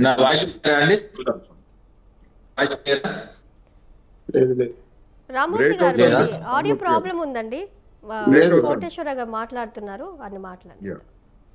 చెప్పండి సార్. అందువల్ల ఈ విషయాలన్నింటినీ కూడా అంటే ఎలక్ట్రల్ బాండ్స్, అదేవిధంగా రిజర్వ్ బ్యాంకు ప్రొసీజరు, వీటన్నిటి మీద కూడా దర్యాప్తుని విస్తృతపరిచి అసలు ఏం జరిగింది, ఎట్లా జరిగింది అనేటువంటిది రాష్ట్ర ప్రజానీకానికి తెలియాల్సి ఉంది. దోషులుగా తేలినటువంటి వాళ్ళని ఖచ్చితంగా శిక్షించాలి అనేది నా అభిప్రాయం. రైట్. రామ్మోహన్ గారు మీరేమంటారు? మరి చట్టం తన పని తాను చేసుకుపోతుందని ఇప్పటికే మరి కేటీఆర్ అంటున్నారంటే ఏంటి, సానుభూతి కోసం కేటీఆర్ అరెస్ట్ చేయండి అని ఇండైరెక్ట్ గా చెప్తున్నారు అనుకోవచ్చా మరి కేటీఆర్? రాజకీయ కోణంలో వాళ్ళు అనుకుంటారు. మనం లీగల్ గా చెప్పాలంటే యాజ్ అడ్వకేట్ చెప్పాలంటే నేను ఏమంటున్నానంటే, ఇంతకుముందు మీరు అడిగారు, ఆ ప్రశ్న కూడా జవాబు చెప్తాను. నేను మిగతా మిత్రులను అడిగారు 5 లక్షల కోట్ల కుంభకోణం ఏం జరుగుతుందో నేను కేటీఆర్ గారి ప్రెస్ మీట్ కూడా చూసాను, చెప్తాను. దానికన్నా ముందు ఇక్కడికి వస్తాను. ఇప్పుడు ఒక 5 లక్షల కంటే మించిన చెక్కు మనం ఎవరికైనా ఇస్తే బ్యాంకులు ఏం చేస్తాయి అంటే బెంగళూరుకు పంపి దాన్ని క్లియర్ అని చేస్తున్నారు. 5 లక్షల కన్నా మించిన చెక్కు దాని లెక్కలో తీసుకుంటున్నారు. అది కరెక్టా కాదా కన్ఫర్మ్ చేసుకొని మరీ ఇస్తున్నారు. చూడండి, బ్యాంకు పంపితే చిన్న చెక్ అయినా రామ్మోహన్ రావు గారు ఇచ్చిన చెక్ నిజమేనా అని ఫోన్ చేసి అడిగి మరీ ఇచ్చేస్తున్నారు. అటువంటి అప్పుడు 54,85 లక్షల ఫారిన్ ఎక్స్చేంజ్ జరుగుతుంటే ప్రభుత్వ అకౌంట్ నుంచి కేటీఆర్ సొంత జేబుల నుంచి పోలే, లేకుంటే శివకుమార్ గారితో మీ అకౌంట్కి వెళ్ళి పోలే కదా. అటువంటిప్పుడు ఏం చేస్తుంది రిజర్వ్ బ్యాంక్? ఏం చేయాలి, క్లియరెన్స్ ఇవ్వకుండా పోవమ్మా. డబ్బులు చేరిన మాట వాస్తవమా కాదు? అక్కడికి డబ్బులు చేరిన తర్వాత 44 కోట్లు దాల్మే కుచ్ కాలా అన్నట్టు ఉన్నది. 44 కోట్లు వాళ్ళు తీసుకుని 54 కోట్లు 88 లక్షలు ఇచ్చింది 44 కోట్లు. మిగతా పార్టీలకు కూడా ఇచ్చారు కాదనికే. ఎందుకు వచ్చింది అనే దాన్ని చేయాలి. ఇక కేటీఆర్ గారా ఓవరాల్ చెప్పింది దాన్ని ఓవరాల్ బయట ప్రెస్ మీట్ లో చెప్పారు కోటేశ్వరరావు గారిని అంటూ, లోపల ఏం చెప్పారు తెలియదు మనకు. కానీ బయటకు అందరికి మళ్ళీ ప్రెస్ మీట్లు ఏమన్నారు? నిజంగానే అధికారులు తప్పంటున్నాడు. అధికారులు ఆయన ఆదేశం ఇచ్చినంత మాత్రమే చేయాల్సిన అవసరం లేదు. డిసెంట్ నోట్ రాయాలి. ఐఏఎస్లు తెలివేందుకు? అసలు ప్రభుత్వాలలో ఇల్లిటరేట్స్ ఉంటారు, చాలా మంది సర్పంచ్ చదువుకోరు అనుకోండి. మీటింగ్ పెట్టడానికి తర్వాత గతంలో చిన్నప్పుడు చెప్తాను, ఒక చిన్న ఉదాహరణ చెప్తాను. మీటింగు సకాలంలో 90 రోజుల్లో పంచాయతీ మీటింగ్ పెట్టలేదని, 180 రోజుల్లో గ్రామ సభ పెట్టలేదని వాళ్ళని సస్పెండ్ చేసేవాళ్ళు గతంలో. నేను కేసు చేశాను యాజ్ అడ్వకేట్ గా. తప్పు వాళ్ళది కాదు, అధికారులు అని చెప్పి. ఇప్పుడు ఏం చేశారు? చెక్ పవర్ ఇద్దరికి ఇచ్చారు. గతంలో ఒకళ్ళు సర్పంచ్కే ఉండేది, కొద్దిగా సర్పంచ్ ఉప సర్పంచ్ ఉండేది. ఇప్పుడు సర్పంచ్ పంచాయత్ సెక్రటరీకి ఇచ్చారు. ఒకవేళ సర్పంచ్ ఒక ₹1,00,000 అటు ఇచ్చేయని అనుకోండి, అంటే సెక్రటరీ ఆలోచించుకుంటే ఇస్తారా? తప్పు కదా? పంచాయతీ సెక్రటరీ ఇప్పుడు పంచాయతీ మీటింగ్లు పెట్టకపోయినా చాలా మంది ఎస్సీ, ఎస్టీ, బీసీ, మైనార్టీలు, అట్లాగే ఇల్లిటరేట్ చాలా మంది సర్పంచ్లు అయ్యారు. వాళ్ళందరూ ఏ పడితే ఆదేశం ఇస్తే దాన్ని అమలు చేయడానికి సాధ్యాసాధ్యాలు ఏమిటి ఆలోచించాల్సిన బాధ్యత మన పంచాయతీ సెక్రటరీకి ఎట్లా ఉంటుందో చేస్తారు కూడా. ఇప్పుడు గతంలో లాగా అడ్డగూరు సర్పంచ్ సస్పెండ్ చేయాలని బీజే ఎట్లా? వాళ్ళు మీటింగ్ పెట్టకపోతే తప్పు ఎవరిది? సకాలంలో మీటింగ్ పెట్టించాల్సిన బాధ్యత మన మన పంచాయతీ సెక్రటరీది కదా. పంచాయతీ సెక్రటరీ అక్కడ ఇట్లా బాధ్యత అవుతున్నాడు ప్రతిదానికి, ఇక్కడ కూడా ఐఏఎస్, ఐపీఎస్ ఆఫీసర్లు బాధ్యులు అవుతారు. నేను వాడిని అరెస్ట్ చేయి లోపల పడే అని చెప్పినా, కానీ కేటీఆర్ గారు చెప్పి నేను పడేస్తా అంటే కూడా పోలీస్ ఆఫీసర్ సంగతి జల్లదు. ఇది కూడా అంతే అంటున్నాను. ఆయన చెప్పిండు అని చెప్పిండు, వీళ్ళు సాక్ష్యం పోయి అక్కడ. కనుక ఆయన చెప్పిండు అంటే వీలు లేదంటున్నాను, అధికారులే పోతారు. అందుకని కేటీఆర్కి ఏం కాదు అనేది నా క్లయింట్ కాదు, నా కథ కాదు, ఏం కాదు. ఎందుకంటున్నానంటే అవును ఇచ్చింది ఆదేశాలు ఇచ్చిన, కానీ ప్రొసీజర్ హాస్పిటల్ ఏం జరగాలో చూడాల్సిన బాధ్యత వాళ్ళది కదా అంటున్నాడు కదా. అందుకని ఇక్కడ రిజర్వ్ బ్యాంకు పాత్ర చూడాలి. వాళ్ళు నిజంగానే ఫారిన్ ఎక్స్చేంజ్ కింద డబ్బులు పంపేటప్పుడు ప్రభుత్వానికి తెలిసిపోయినా, తెలియకపోతే బ్యాంక్ వాళ్ళు లోపలికి పోతారు. బ్యాంక్ మేనేజర్ నుంచి మొదలు పోతే అందరూ పోతారు లోపలికి అనమాట. రెండోదిగా ఇప్పుడు దానికి ప్రతిగా ఇది కాదు, కానీ ఇవాళ 5 లక్షల కోట్ల కుంభకోణం భూమి చేసింది కేటీఆర్ గారు. మొత్తం ప్రెస్ మీట్ చూశాను నేను. అందులో ఆయన ఏమంటున్నాడంటే అజమాబాద్ ఇండస్ట్రీ మొదలుకొని చాలా చుట్టుపక్కల జీడిమెట్ల, కాటేదాన్, ఇలా చుట్టుపక్కల ఇండస్ట్రీస్ ఏరియాస్ అన్ని కూడా మనకు హైదరాబాద్ నడిబొట్టున అయిపోయింది, చాలా హైదరాబాద్ చేరిపోయినాయి. ఆనాడు పరిశ్రమలు పెట్టి ఉపాధి ఇస్తామని దాంతో ఆనాడు ప్రభుత్వం, ఆనాడు కాంగ్రెస్ ప్రభుత్వం ఇచ్చింది, వాళ్ళకి భూములు ఇచ్చింది, చాలా తక్కువ ధరకు భూములు ఇచ్చింది. అది పర్పస్ ఏమిటి? ఫలానా యూజ్ కి మాత్రమే, అంటే మీ పరిశ్రమలు పెట్టాలి, ఉపాధి ఇవ్వాలి దానికి ఇచ్చింది. దేవుడు లేకుంటే వేరే ఎవడైనా అపార్ట్మెంట్ కట్టుకుంటా అంటే ఇవ్వడు కదా, అది వాళ్ళు కొనుక్కొని చేసుకోవాల్సి వస్తుంది. ఆ భూమిని యూజ్ అంటే మన చేంజ్ ఆఫ్ యూజ్ అంటే మార్గం జరిగింది. ఇవాళ అపార్ట్మెంట్లు కడుతున్నారు, అక్కడ కొన్ని బిల్డింగ్స్ వేరుస్తున్నాయి. ఇటువంటి ఏం చేయాలని చెప్పి గతంలో బీఆర్ఎస్ ప్రభుత్వం ఉన్నప్పుడు ఒక జీవో ఇష్యూ చేసింది. ఆ జీవోలో స్పష్టంగా ఏం పేర్కొన్నారంటే మీరు కనుక అంటే ఆ భూములను రెగ్యులరైజ్ చేయమని వాళ్ళు దరఖాస్తు పెట్టుకుంటారు. అప్పుడు ఏమైందంటే ఒత్తిడిలు వస్తాయి. భూముల దగ్గర మొత్తం అంతా ల్యాండ్, మైను, వైను, శాండ్, ఈ 4 మొత్తం. ఇవాళ గతంలో లాగా డైరెక్ట్ ప్రజాప్రతినిధులు పోయి మన పబ్లిక్ దగ్గర డబ్బులు అడుగుతలేదు. డబ్బులు పబ్లిక్ ఇస్తున్నారు, ఎదురిస్తున్నారు, అనిశ్చిత ఉచితాల పేరు మీద ఇస్తున్నారు, లంచాలు ఇస్తున్నారు, కానీ ఎన్నికల లంచాలు ఇస్తున్నారు. కానీ ఇక్కడ అట్లాగా వాళ్ళు ఏం చేశారంటే ఆనాడు జీవోల స్పష్టంగా పేర్కొన్నది ఏంటంటే మీరు కనుక ఫస్ట్ సేల్ కాకపోతే, అంటే ఎవరికైతే రామ్మోహన్ రావుకు భూమి ఇచ్చారు 10 ఎకరాల భూమి పరిశ్రమ పెట్టుమని, అక్కడ పెట్టిన తర్వాత ఆయన ఆధీనంలో ఉంది ఇంకా, కానీ ఇప్పుడు ఆ పరిశ్రమ నడుస్తలేదు, దాన్ని తీసేసి ఇంకో మనకు వేరే ఉపయోగాని కోసం చేస్తా అంటున్నాడు. అప్పుడు ఏం చేసిందంటే మీరే కనుక మొదలు భూమి ప్రభుత్వం నుంచి తీసుకున్న వాళ్ళు మీరే కనుక అయితే మీరు మొత్తం అంటే ఆ రిజిస్ట్రేషన్ వాల్యూ, ఇప్పుడున్న రిజిస్ట్రేషన్ వాల్యూ ఎంత ఉందో అంత 100% కట్టి మీరు పొందొచ్చు, మీరు అప్పుడు అమ్ముకోవచ్చు ఎవరికైనా అన్నారు. ఉదాహరణకు 50,000 గజం ఉందనుకోండి, అక్కడ 50,000 చొప్పున రిజిస్ట్రేషన్ వాల్యూ ఎంత ఉండొచ్చు? 10,000 ఉండొచ్చు. 10,000 చొప్పున కట్టేసి తీసుకొచ్చుకోమన్నారు. రెండోది వాళ్ళు మారింది అనుకోండి, రామ్మోహన్ రావుకి ఇచ్చాడు, కోటేశ్వరరావు గారు దాన్ని మళ్ళీ కొనుక్కున్నాడు, దాని నుంచి మళ్ళీ శివలాల్ గారు కొనుక్కున్నారు. అప్పుడు ఏం చేయమన్నారంటే చేతులు మారినప్పుడు మొదటి అసైన్ ఎవరైతున్నారో మొదటిగా మనకు కేటాయించిన భూములు కేటాయించి వాళ్ళు లేకపోతే రెండో వాళ్ళు మూడో వాళ్ళు వాడినప్పుడు వాళ్ళు 100% ఎక్స్ట్రా అంటే 200% అన్నట్టు ₹100 అంటే ₹200 కట్టి రెగ్యులర్ చేసుకోమన్నారు. అది ఆనాటి జీవో. ఇప్పుడు కొత్తగా రేవంత్ రెడ్డి గారి ప్రభుత్వంలో వచ్చిన జీవోని వాళ్ళు ఖండిస్తున్నారు. ఏమని అంటే ఇప్పుడు కొత్తగా జీవో ఏం చేశారంటే ఎప్పుడైతే ఫస్ట్ ఎవరైతే ఉన్నారో వాళ్ళకే అనుకుంటే వాళ్ళు మొత్తం ఈ బుక్ వాల్యూలో 33% కడితే సరిపోతుంది అంటున్నారు. అంటే 3,000 ఉంది అనుకోండి, దాని విలువ 1,000 రూపాయలు కడితే సరిపోతుంది. అప్పుడేమో 3,000 కట్టమన్నారు, ఇప్పుడు 1,000 రూపాయలు కట్టమంటున్నారు కదా, ఇది భూ కుంభకోణం కాదా అని ప్రశ్నిస్తున్నారు. రెండోది, ఇతరులకు వేరే మారినప్పుడు మారిన సందర్భంలో కూడా అంతే దానికి డబుల్ కట్టమంటారు. అంటే 3,000 బదులు 2,000 కట్టమంటారు. కనుక 10,000 భూమిని 3,000కు 2,000కు వచ్చి సొంతం చేసుకోవడం ఏంటి, మేము చేసింది అది కదా, వీళ్ళు చేస్తుంది ఇది అని ఆయన బయట పెడుతున్నాడు. నేనేమంటున్నాను, ఇంకొక మాట ఏంటంటే, ఇప్పుడు ప్రజోపకరమైన పనుల కోసం ఇచ్చిండ్రు, ఆనాడు పరిశ్రమలు పెట్టడానికి ఇచ్చిండ్రు. ఆ పరిశ్రమలు కాలుష్య పరిశ్రమలని తీసేయాల్సిందే, బయటకు పంపించాల్సిందే. పంపితే ఆ భూమిని స్వాధీనం చేసుకునే హక్కు కూడా ఉంటది కదా. ఒకసారి అతి చౌక ధర, ₹1 కూడా మనం చూసాం, లూలు మార్కెట్ కు ఆంధ్రప్రదేశ్ లో 99 పైసలకు రూపాయి కూడా కాదు, 99 పైసలకి ఎకరం కొట్టించారు.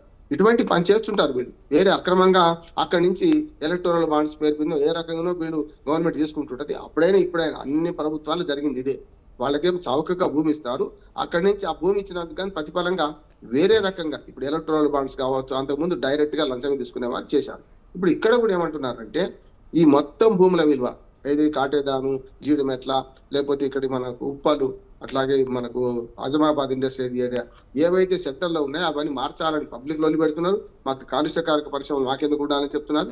కనుక ఇవి మార్చే క్రమంలో వాళ్ళకి వేరే దగ్గర భూమి ఇవ్వాలి కదా, లేకుంటే వాళ్ళు వేరే భూమి కొనుక్కోవాలి కదా. లేకుంటే ఈ భూమినే అపార్ట్మెంట్లను రకరకాలు వాడుకుంటా అంటే, నా సూచన ఏంటంటే 50% వాళ్ళకి ఇచ్చేసి 50% గవర్నమెంట్ స్వాధీనం చేసుకోవాలంటున్నాను. అప్పుడు ఏమవుతుందంటే ఉభయ కుశల పని ఉంటుంది. అంటే 50% భూమి మనకు అందుబాటులోకి వస్తుంది.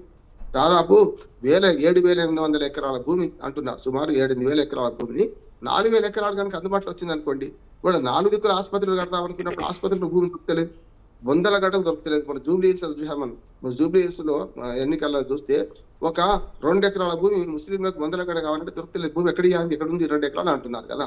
ఈ 8,000 ఎకరాల 4,000 ఎకరాల భూమి ప్రభుత్వానికి దఖలైంది అనుకోండి, మీరు ఫ్రీగా చేయండి. వాళ్ళకి ఏం లేదు, మీరు 50% మీకు చేస్తా, 50% మాకు ఇచ్చేసేయండి అని చెప్పి అనుకోండి, ఇప్పుడు ఆటోమేటిక్ అవుతుంది కదా. ఇట్లాంటి విన్ సొల్యూషన్లు ఆలోచించారు వీళ్ళు. వీళ్ళ మీద వాళ్ళు, వాళ్ళ మీద వీళ్ళు కుంభకోణాలు అంటున్నారు. స్పష్టంగా అప్పటి జీవో కరెక్ట్, ఇంకా గట్టిగా మాట్లాడితే 100% గా 200% వసూలు చేయాలి. అట్లాగే ఆ వసూలు చేసే క్రమంలో కూడా పెద్ద లొసుగు ఏంటంటే, ఆనాడు టీఆర్ఎస్ ప్రభుత్వంలో కూడా వసూలు జరిగింది. ఏమనంటే, మాకు యాక్చువల్ మార్కెట్ రేటుకు బుక్ వాల్యూకి తేడా చాలా ఉంటుంది. మీరు ₹1,00,000 తక్కువ లేని ఎకరమును, మన గజం భూమి ₹1,00,000 ఉంటే కేవలం 5,000, 4,000 మాత్రమే మన బుక్ వాల్యూ రిజిస్ట్రేషన్ ఆఫీసులో ఉన్నది. 10,000 పెట్టుకోండి అంటే 90% 900 రెట్లు తక్కువ ఉన్నది కదా. ఇప్పుడు చేయాల్సిన పని ఏంటంటే, మొట్టమొదలు మన హైదరాబాద్ ప్రాంతంలో ఈ ఇండస్ట్రియల్ ఏరియా దానిలో అసలు ఒరిజినల్ మార్కెట్ విలువ ఎంత ఉంది, బయట అమ్ముడు పోయి ₹1,00,000 ఉంది, కనీసం 50,000 ఇక్కడ మన బుక్ వాల్యూ ఉండాలి కదా. అప్పుడు ఆదాయం ఎక్కువ వచ్చే అవకాశం ఉంటుంది. అప్పుడు ఆ జీవో తీసింది కానీ ఆ ఉన్నదానికే చేసింది. ఇప్పుడు ఈ జీవో తీసింది కానీ ఉన్నదానికి 1/3 అంటున్నారు. కనుక 2 ప్రభుత్వాలు, అప్పుడు ఆ ప్రభుత్వం కొంచెం వెసులుబాటు ఇచ్చింది, ఇప్పుడు ఈ ప్రభుత్వం పూర్తిగా బారాకూన్ మాఫియాని వీళ్ళు వెసులుబాటు ఇస్తున్నారు. పబ్లిక్ దృష్టి ఆలోచించే నా ఆలోచన ఏంటంటే, ఆ భూమిని ఏం లేదు, మీకు 50% మీకు ఫ్రీగా రిజిస్ట్రేషన్ చేసేస్తాం, మిగతా 50% గవర్నమెంట్కి అప్పచెప్పండి. అప్పుడు ఏమైతుంది, 4,000 ఎకరాల భూమి ప్రభుత్వానికి అందుబాటులో వస్తుంది. అమ్ముకుంటే పైసలు వస్తాయి. ₹1,00,000 ఎకరం, ₹195 కోట్ల మొన్న ఎకరం అమ్ముడు పోయింది. ఇట్లాంటివి వస్తాయి కదా. ఈ సలహా చెప్పరు వాళ్ళకు. ఎంతసేపు పరిశ్రమల వ్యక్తులకు వాళ్ళు లాభం చేయడానికి, దాని నుంచి లబ్ధి పొందడానికి చేస్తున్నారు. ఈ ఆరోపణ చేసేది కనుకనైనా సరే రేవంత్ రెడ్డి గారు దీని మీద కూలంకషంగా ఆలోచించి, ఆయన కుంభకోణానికి పాల్పడుతుండ్రు, ఆయన ఆరోపించడం నేను ఆరోపించను.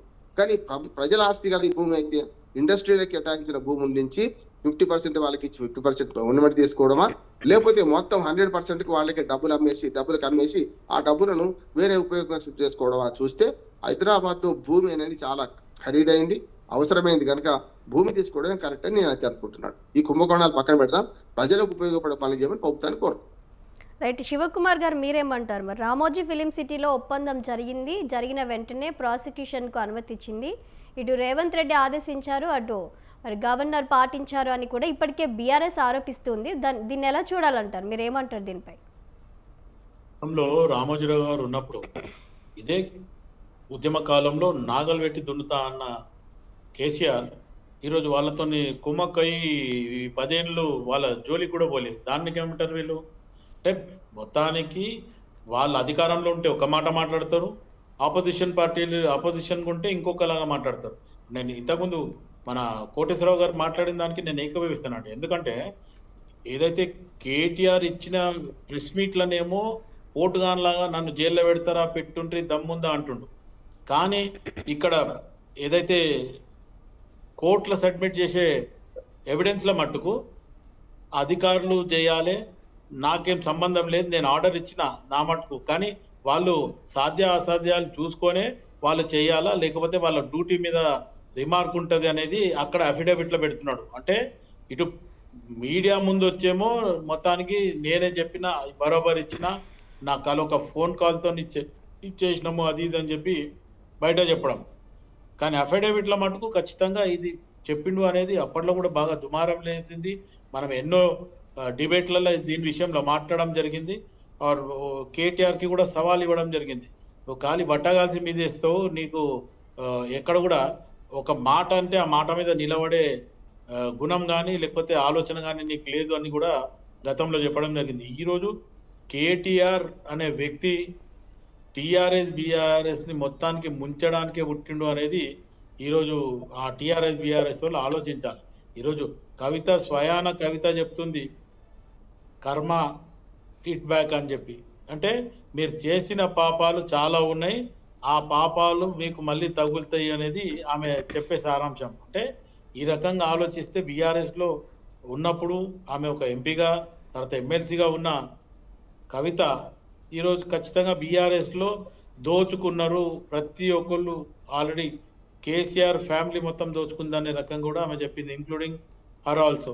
ఈరోజు కవిత మినాయింపు కాదు, కవిత కూడా ఆమె బ్యూటీ పార్లర్ పెట్టి ఈరోజు డాలర్స్ కాలనీలో కానీ లేకపోతే ఆమెకి ఇన్ని వేల కోట్ల రూపాయలు ఎక్కడికొచ్చిందో, బుర్జ్ ఖలీఫాలా ఆమెకు సూట్ సెట్లు వచ్చినాయి అనేది ఆ విషయం ఉన్నా కానీ ఈరోజు ఆమె మొత్తానికి బీఆర్ఎస్ పార్టీని మొత్తానికి వాళ్ళు చేసిన తప్పిదాలు మేము ఆపోజిషన్ పార్టీలు చెప్పేదానికంటే కూడా కవితని అక్కడ చెప్పడం జరుగుతుంది. ఈరోజు కేటీఆర్ మాట్లాడే అన్ని మొత్తానికి మీడియా ముందు మాట్లాడడానికి ఆ పోజులు కొట్టడానికి పనికొస్తుంది తప్ప మళ్ళీ దాని తర్వాత దాని మీద యాక్షన్ ఉండదు, రియాక్షన్ ఉండదు. రైట్. మరి కోటేశ్వరరావు మీరేమంటారు సార్? ఇవాళ ఒకరినొకరు కాపాడుకుంటూ విమర్శలు చేసుకుంటున్నారని మరోవైపు మరి బీజేపీ ఆరోపిస్తుంది సార్, దీన్ని ఎలా చూడాలంటారు? అదే రాజకీయ పార్టీ నాయకులు ఏమైనా చేసుకోవచ్చు. ఈ భూముల వ్యవహారంలో మాత్రం రామ్మోహన్ రావు గారు చెప్పింది 100% వాస్తవం. దీన్ని చౌకగా మళ్ళా అదే యజమానులకి లేకపోతే వాళ్ళతో కుమ్మక్క అయినటువంటి వాళ్ళకి లేదా బినామీ పేర్లతోటి అధికారంలో ఉన్నటువంటి వాళ్ళు కొట్టేసేటువంటి ఒక ప్రమాదం దీనిలో కనిపిస్తూ ఉంది. ఆ కుట్ర కూడా దాన్ని కూడా మనం కాదనలేదు. అందుకని దానికి అవకాశం లేకుండా రాష్ట్ర ప్రభుత్వమే స్వాధీనం చేసుకొని తిరిగి మళ్ళా అంటే కాలుష్యం లేనటువంటి లేదా సమస్యలు లేనటువంటి కొత్త పరిశ్రమలకు ఇస్తుందా, లేకపోతే అదే యజమానుల చేత అలాంటి పరిశ్రమలు పెట్టిస్తుందా ఏమిటనేటువంటిది ఒక పారదర్శకమైనటువంటి విధానాన్ని అనుసరించాల్సినటువంటి అవసరం ఉన్నది. అలాగాకపోయేట్లయితే ఆ పేరుతోటి అదే యజమానుల్ని నయానో భయానో బెదిరించి అధికారంలో ఉన్నటువంటి వాళ్ళు సొమ్ము చేసుకోవడం అనేది గతంలో జరిగింది, ఇప్పుడు జరుగుతూ ఉంది, భవిష్యత్తులో కూడా జరుగుతూ ఉంది. అల్టిమేట్ గా అదే జరిగితే అల్టిమేట్ గా నష్టపోయేది రాష్ట్ర ప్రజలు. విలువైనటువంటి భూములు హైదరాబాద్ నగరంలో ఇవాళ పబ్లిక్ స్పేస్, ఇప్పుడు ఆసుపత్రులు కావచ్చు లేదా విద్యా సంస్థలు కావచ్చు మరొకటి కావచ్చు, వాటికి అవసరమైనటువంటి భూములు కొరత ఏర్పడినటువంటి నేపథ్యంలో వాటిని అమ్ముకోవడానికి అవకాశం ఇవ్వడం కాకుండా ప్రభుత్వమే స్వాధీనం చేసుకోవాలి. ఎందుకంటే అనేక మంది ఇప్పటి వరకు అనుభవించారు పరిశ్రమలు పెట్టి, అవి రకరకాల కారణాలతోటి వాటిని బయటికి ఎత్తివేయాల్సి వచ్చినప్పుడు ప్రత్యామ్నాయమైనటువంటి భూముల్ని వేరే చోట్ల ఇవ్వచ్చు. ఈ భూమికి ఎంత ఉందో ఆ భూమికి ఎంత. అందుకని వాళ్ళని అమ్ముకోవడానికి మాత్రం అనుమతి ఇవ్వకూడదు, ప్రభుత్వమే స్వాధీనం చేసుకోవాలనేది నేను చెప్పదలుచుకున్నాను. ఇక ఈ కేసులో రాజకీయ పార్టీల నాయకులు చేసేటువంటి ఆరోపణలు ప్రత్యారోపణలు ఇవన్నీ కూడా మీడియాలో చర్చలకు ఉపయోగపడతాయి తప్ప రాష్ట్ర ప్రజానీకానికి ఏ విధంగానూ ఉపయోగపడవు.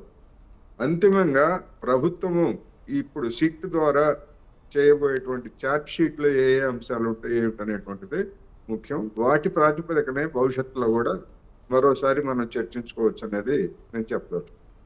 రామ్మోహన్ రావు గారు, మరి మీరేమంటారు? భూ కుంభకోణం విషయంలో భూ కుంభకోణం అని ఇప్పుడు బీఆర్ఎస్ ఆరోపిస్తుంది, కానీ అంతిమంగా భూముల విషయంలో మరి నష్టపోయేది రాష్ట్ర ప్రజలే. మరి దీని కాంగ్రెస్ ప్రభుత్వం బీఆర్ఎస్ ఆరోపణలను ఏ విధంగా తిప్పికొట్టనుంది? మరి ప్రజలకు న్యాయం చేసే ఆలోచనలో ఉంది అనుకోవచ్చా? ఇందులో ఇంకొక కోణం కూడా ఉంది, పర్యావరణ కోణం కూడా తెలుసు.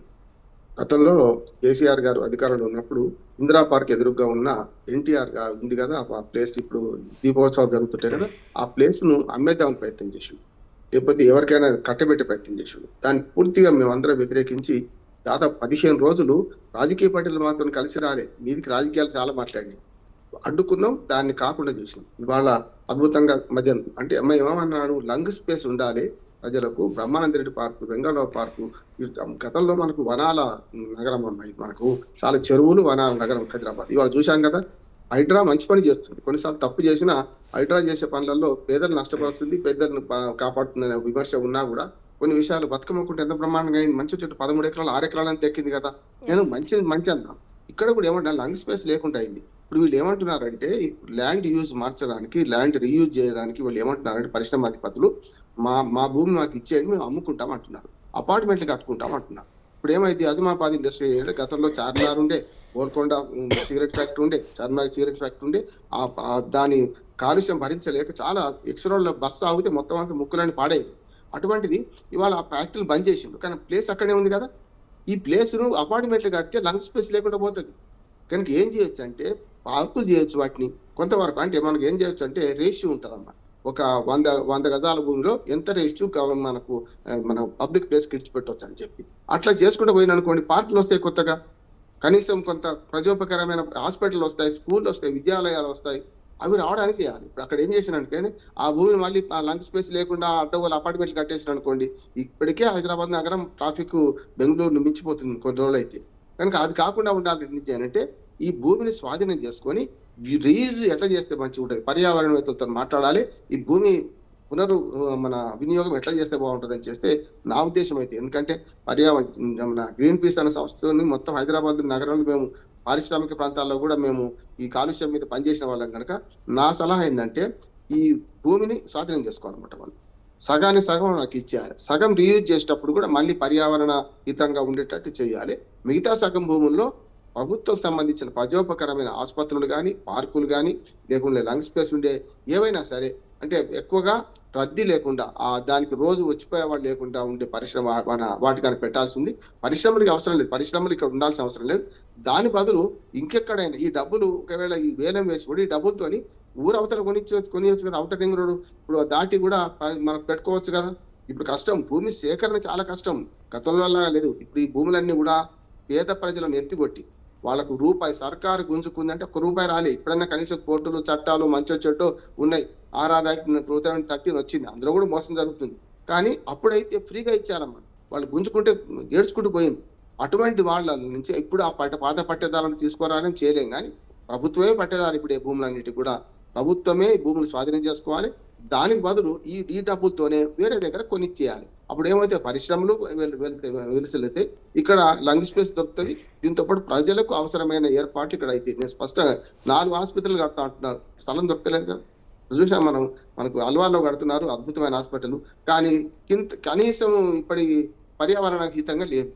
మీరు చూడండి, అల్వాల అంటే మనకు సికింద్రాబాద్ అల్వాలకు పోతుంటే ఒక హాస్పిటల్ కడుతున్నారు. అప్పుడు ఒకనాడు బేగంపేట పబ్లిక్ స్కూల్ కట్టిన మొత్తం ఇన్నర్ రింగ్ రోడ్ లో చూస్తే మీరు ఎంత దూరం ఉన్నాయి నిర్మాణం. మన హైదరాబాద్ పబ్లిక్ స్కూల్ ఎంత లోపడుకున్నది, ఆనాడు నైజాం కాలంలో అంత దూరం ఆలోచించి కట్టిండ్రు. ఇవాళ మీకు అల్వాలా కడుతున్న టిమ్స్ హాస్పిటల్లో చూస్తే మీరు కేవలం 30 ఫీట్ల రోడ్డుకి 30 ఫీట్ల నుంచే నిర్మాణం ఉంది. రేపు పొద్దున రోడ్డు ఎట్లా వెడల్పు అవుతుంది, కష్టం కదా. అందుకని దూరంగా ఆలోచించే జ్ఞానం కూడా పోతుంది అంటున్నాడు. ఈ ప్రభుత్వాలకు ఉన్న భూమి రక్షించుకోవాలి, ఆ ఉన్న భూమి ఎట్లా రీయూజ్ చేయాలని ఆలోచన చేయాలంటున్నాను. నేనైతే ఇప్పుడు లంగ్ స్పేస్ కోసం కూడా ఆలోచించాల్సి. హైదరాబాద్ మెల్లమెల్లగా వనాల నగరంగా పోయి కాంక్రీట్ అరణ్యంగా మారింది. మనం చూస్తున్నాం కదా, ఢిల్లీ పరిస్థితి చూస్తున్నాం. ఢిల్లీ లాగా మనం కావద్దంటే ఇప్పటికీ హైదరాబాద్ అనేది సేఫ్ అంటున్నాను నేను. ట్రాఫిక్ విషయంలో బెంగళూరు కంటే మెరుగు, మనకు పర్యావరణ విషయంలో ఢిల్లీ కంటే చాలా మెరుగు మనం. కానీ ఇది కాపాడుకోవాలంటే ఏం చేయాలి, చెరువులు రక్షించుకోవాలి, అట్లాగే వనాలు రక్షించుకోవాలి, ఇవన్నీ చేయాలి. బాగా అంబర్పేట్, బాగా లింగపల్లి, బాగానే పేర్లే ఉన్నది మనకు, శివలాల్ గారు బాగా తెలుసు. అంటే మనకు ఆ బాగానే పేర్లు వనాలు ఉన్నాయి అక్కడ. ఇవన్నీ ఏమైనాయి, ఒకనాడు అంబేద్కర్ కాలేజ్ ఇప్పుడు ఏదైతే చిక్కడపల్లికు నాటు మన ఏమంటారు ఫీవర్ హాస్పిటల్ దగ్గర ఉన్న చూస్తే చింతవనం ఉంటుండే. మేము నడుచుకుంటూ భయపడే వాళ్ళం, నడుచుకుంటూ పోవాలి. నల్లకుంట నుంచి ఇటు సుదర్శన్ టాకీస్ సినిమా చూస్తే అడ్డంగా వచ్చేవాళ్ళం మేము. నా 73లో ఇంటర్మీడియట్ అప్పుడు. అటువంటిది ఇప్పుడు అక్కడ ఏమన్నా చూడండి, మొత్తం అయిపోయింది. సుందర విజ్ఞాన భవన్ నుంచి మొదలు పెడితే అందరూ చూస్తే కాంక్రీట్ అరణ్యంగా మారింది. ఒకనాడు అది మంచి చింత చెట్ల వనం అది. అందుకని హైదరాబాద్ షాన్ కాపాడాలి, హైదరాబాద్ వనాలను కాపాడాలి, హైదరాబాద్ చెరువును కాపాడాలి, హైదరాబాద్ యొక్క పునర్వైభవం తీసుకురావాలంటే మాత్రం ప్రభుత్వం తాత్కాలిక ప్రయోజనాల కోసం ఆశించకండి. భూములు అమ్ముకోవడం ఈజీ. ఇప్పుడు మనం ఏమంటారు ఊపరి శేర్వాణి అందరి పరేషాని, ప్రభుత్వాలు ఏమొచ్చినా గట్లే ఉన్నాయి. కనుక ఇట్లా కాకుండా ఉండాలంటే ఇప్పుడు భూములను రక్షించుకోవాల్సిన అవసరం వచ్చింది. నిజంగా రేవంత్ రెడ్డి గారికి ఒక చారిత్రక అవకాశం అంటున్నాడు. ఇది మంచి చెట్టు. వాళ్ళు అప్పుడు జీవో తీశారు, ఇప్పుడు జీవో తీసుకుంటూ భూముల విలువ పెంచి దానిలో ప్రభుత్వం ఎంత తీసుకోవాలి, వాళ్ళకి ఎంత ఇవ్వాలి, వాళ్ళకి కూడా అన్యాయం చేయమంటలేదు. వాళ్ళు ఆల్రెడీ భూములు కబ్జా ఉన్నారు, ఎప్పటి నుంచో పరిశ్రమలు పెట్టుకున్నారు, నష్టపోయినారు. నిజంగా కొన్ని పరిశ్రమలు నడవలేదు, వాళ్ళు తరతరాల నుంచి ఉన్నా కూడా పరిశ్రమలు నడవక నష్టపోయిన వాళ్ళు ఉన్నారు. అందుకనే 50-50 సిద్ధాంతం, 50% వాళ్ళకి ఇవ్వండి, 50% ప్రభుత్వం స్వాధీనం చేసుకోండి. అన్ని అవసరాలకు భూమి సేకరణ లేకుండా మనకు దొరుకుతుంది అంటున్నారు. హైకోర్టు కోసం ఎక్కడ ఎంత దూరం పోవాల్సి వచ్చిందాం మనం? ఇప్పుడు రాజధానికి పోవాల్సి వచ్చింది. అక్కడ కూడా వివాదం వచ్చింది. అగ్రికల్చర్ యూనివర్సిటీ భూమి తీసుకుంటా అంటే దాన్ని వ్యతిరేకించిన మేము. హైకోర్టు కానీ కొన్ని హైకోర్టు అక్కడ ఉండాలని ఉంది, ఔటర్ రింగ్ రోడ్ దగ్గరనే పోతారు. ఇప్పుడు హైకోర్టు పోయేటోళ్ళు రోజు మీరు నేను పోం కదా. ఆసుపత్రులు ఊళ్ళో ఉండాలి, అట్లానే మనకు విద్యాలయాలు ఊళ్ళో ఉండాలి. కానీ హైకోర్టు ఉన్నా లేకున్నా ఎంత దూరం అనే పోయేటప్పుడు పోతారు. ఆంధ్రప్రదేశ్ తెలంగాణ మొత్తానికి కదా హైకోర్టు. అటువంటిది ఇంకా దూరం జరిపారు. ఇప్పటికైనా అది మంచిదే అంటున్నాను. కనీసం మనకు ఇన్నర్ రింగ్ రోడ్ పక్కన అటు కడుతున్నారు, అందరికీ ఆమోదయోగ్యమైంది. అట్లా చూసుకుంటే మనకు ఉస్మానియా గాంధీ హాస్పిటల్ తప్ప ఇంకోటి దిక్కు లేకుండా, నిమ్స్ తప్ప ఇంకోటి దిక్కు లేదు కదా. అందుకని 4 ఆసుపత్రులకు స్థలాలు దొరుకుతాయి. దీంతో 4 దిక్కులా ఉన్నాయి పరిశ్రమలు.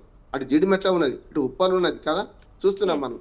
4 దిక్కుల పరిశ్రమలు ఉన్నాయి కనుక ఈ పరిశ్రమల భూమిని రక్షించుకొని ఆసుపత్రుల నిర్మాణం కన్నా మనకు వస్తుంది అంటున్నాను నేను.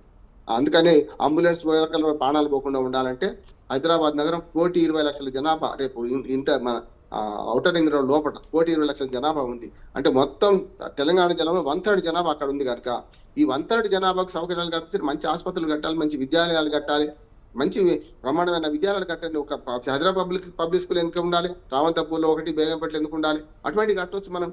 అంటే పబ్లిక్ సేవ చేసుకుని చాలా ఉన్నాయి. మనసుంటే మార్గం ఉంటుంది. రేవంత్ రెడ్డి గారి ప్రభుత్వం ఇంకో 3 ఏళ్ళు ఉంటుంది కనుక నా విజ్ఞాపన ఏంటంటే ఈ 8 లక్షల కుంభకోణం వాళ్ళు ఆరోపిస్తున్నారు కదా, వాళ్ళు కూడా చేసిండ్రు కనుక దాన్ని కట్టిపెట్టి వాళ్ళకి తీటని జవాబు ఇవ్వడానికి అయితే ఈ భూములను స్వాధీనం చేసుకోవడం కరెక్ట్ అని నేను అనుకుంటున్నాను. రైట్. శివకుమార్ గారు, చివరిగా ఇప్పటికే బీఆర్ఎస్ మరి ఆరోపిస్తుంది భూముల విషయంలో, మరి దీన్ని కాంగ్రెస్ ప్రభుత్వం ఎలా తిప్పికొట్టనుంది? దానికి ఏదైతే కేటీఆర్ ఇప్పుడు ఏదైతే ఆరోపణ చేస్తుందో దాని మీద ఖచ్చితంగా కాంగ్రెస్ పార్టీ, నేను ఇంతకుముందు చెప్పినట్టే కేటీఆర్ ఖాళీ మీడియా ముందు మాట్లాడడం తప్ప ఇమీడియట్ గా ఆయన ఎస్కేప్ అవుతాడు అనేది ఖచ్చితంగా ఈరోజు ఈ 10 ఏళ్ల రాజకీయంలో మనం చూడడం జరిగింది. మీడియా ముందు మటుకు మునగాన్లాగా మాట్లాడతాడు. అది కరెక్ట్ గా దాన్ని చూసేటప్పుడు మటుకు దాన్ని ఎస్కేప్ గా ఉంటాడు. ఖాళీ మీడియా ముందు మాట్లాడి ఎస్కేప్ అయిపోతాడు. దాని తర్వాత మళ్ళీ ఆ టాపిక్ కానీ ఆ సబ్జెక్ట్ మీద మళ్ళీ ఎప్పుడు కూడా మాట్లాడేది ఉండదు, దాని మీద సీరియస్ గా యాక్షన్ పోయింది ఉండదు. నిజంగా కాంగ్రెస్ పార్టీ చేసింది ఆరోపణం, రైట్, ఆరోపణని ప్రూవ్ చేయి. ఖచ్చితంగా దానికి ఏ రకంగా నువ్వు పబ్లిక్ లో పోతావు, ప్రజల మద్దతు ఎట్లా తీసుకొని మాట్లాడు.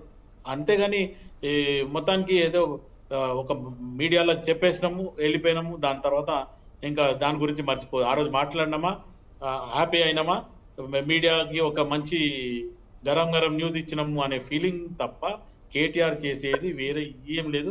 దీన్ని మటుకు కాంగ్రెస్ పార్టీ ఎట్టి పరిస్థితుల్లో, నేను ఇంతకుముందు చెప్పినట్టు కేటీఆర్ 10 సంవత్సరాల ఏమేమి చేసిండో అన్నిటి మీద ఖచ్చితంగా చట్టం దాని పని చేసుకొని పోతుంది. ఎట్టి పరిస్థితుల్లో వాళ్ళు అక్కడ మొత్తానికి అందరు కూడా ఎంతమంది అయితే స్కామ్లు చేసిండ్రో వాళ్ళందరూ కూడా చిక్కుతారు. ఎట్టి పరిస్థితుల్లో ఆ భయంతోనే మొత్తానికి కాంగ్రెస్ పార్టీ మీద ఒక నెపం వేయడము, ఒక మాట చెప్పి పారిపోవడం తప్ప మిగతా విషయాలలో కేటీఆర్ చేసేదేం లేదు. లేకపోతే కేటీఆర్ మొన్న జూబ్లీస్ లో కూడా, జూబ్లీస్ ఎలక్షన్ లో మీ పార్టీ ఏం చేసింది, టీజీఆర్ గారు ఉన్నప్పుడు ఏం చేసిండ్రు, తర్వాత మొత్తానికి మొన్న ఉన్న మాగంటి గోపీనాథ్ ఏం చేసిండ్రు, ఇప్పుడు ఈ 2 సంవత్సరాల కాంగ్రెస్ ఏం చేసింది అది చెప్పాలా. అటు పోతే దొంగ అనడము, రౌడీ అనడము, మళ్ళీ ఇటు పోతే మొత్తానికి ఈ రోజు ఆన్ల కేటీఆర్ చిక్కిండు, రేవంత్ రెడ్డిని పట్టుకొని నువ్వు మొగనివా, మొగతనం ఉందా, మొనగానివా అంటే ఆ Right. మొగని Right, sir. మొగతనం చెప్పండి. రామ్మోహన్ రావు ఒక గారు. మాట, ఎందుకంటే ఇప్పుడు మీ ఆరోపణలు ఉంటాయి సార్. ఇప్పుడు ఆయన ఆరోపణ చేసిండ్రు, పాత జియో ఇది ఉంది, కొత్త జియో మీరు ఇప్పుడు తీసిండ్రు, ఇది తప్పు అంటున్నారు. దాని మీద రెక్టిఫై చేసుకుంటారా లేదా నేను అడుగుతున్నాను. నేను సామాన్య ప్రజల నుంచి నేను అడుగుతున్నాను. కేటీఆర్ కరెక్ట్ అంటలేదు నేను. కేటీఆర్ కూడా ఏం తప్పు చేసిండు చెప్పిన నేను. కానీ వాళ్ళు ఏమో కొంత అంటే దోచిపెడతా అంటే మీరు అంతా దోచిపెడతా అంటున్నారు. ఆయన ఏమంటున్నాడు, మేము ఇది ఏ రకంగా మా జీవో ఉంది చెప్పిండు ఆయన. ఈ కొత్త జీవో దానికి నష్టం అవుతుంది, ఇంకా దోచిపెడుతున్నారు పెట్టుబడిదారులకు, పారిశ్రామిక వాళ్ళకి అంటున్నారు. అది రెక్టిఫై చేసుకుంటారా లేదా అని పబ్లిక్ తరఫున అడుగుతున్నా. కేటీఆర్ కరెక్ట్ అంటే నేను అది చేస్తే బాగుంటది కదా అంతకన్నా. రైట్. రామ్మోహన్ గారు అట్లా అనుకుంటే ఖచ్చితంగా ఇప్పుడు పబ్లిక్ నుంచి అబ్జెక్షన్ వచ్చినప్పుడు ఖచ్చితంగా కాంగ్రెస్ పార్టీ ఇప్పుడు ఎన్నో ఈ 2 సంవత్సరాలలో మనం ఎన్నో చూసినాం. కాంగ్రెస్ పార్టీ మళ్ళీ వెనక్కి వచ్చి కూడా ప్రజల తరఫుననే నిలబడింది. రేవంత్ రెడ్డి కూడా ఓపెన్ గా మాట్లాడుతుండు. రేపు నేను ముఖ్యమంత్రి ఉన్నంత కాలంలో ఆ పిల్లగాడు ఉన్నప్పుడు మంచి జరిగింది అంటే నేను సంతోషిస్తా తప్ప ఖచ్చితంగా నేను ఇంకా ఇంతకంటే ఇంకేదో నేను సాధించాలని లేదనేది రేవంత్ రెడ్డి గారు ఒక మంచి ఉద్దేశంతోనే చెప్తుండు. అదే ఉద్దేశాన్ని ముందుకు తీసుకుపోవాలా, అది ఆచరణలు పెట్టాలని చెప్పి నేను కూడా కోరుకుంటాను. మీరు ఏదైతే ఇప్పుడు ప్రశ్న చెప్పిండ్రో దాన్ని నిజంగా కూడా తప్పు ఉంటే దాన్ని సవరణ చేసుకోవడంలో తప్పేం లేదు. కాంగ్రెస్ పార్టీ అధికారంలో ఉంది, మేము మొండి వైఖరి చేస్తామని మనం మాట్లాడడం లేదు. ఖచ్చితంగా తప్పు ఉంటే తప్పుని ఖచ్చితంగా సరిదిద్దుకోవాలి. అదేమన్నా సవరణలో మార్పులు ఉంటే సవరణ కూడా చేయమని చెప్పి మీ తరఫున కానీ నా తరఫున కానీ నేను కూడా కోరడం జరుగుతుంది. రైట్. థ్యాంక్ యూ అండి అందరికీ. ఇవాళ మిడ్ డే డిబేట్లో పాల్గొన్నటువంటి శివకుమార్ గారికి, రామ్మోహన్ రావు గారికి, కోటేశ్వరరావు గారికి. ఇది ఇవాళ మిడ్ డే డిబేట్. చూస్తూనే ఉండండి స్వతంత్ర.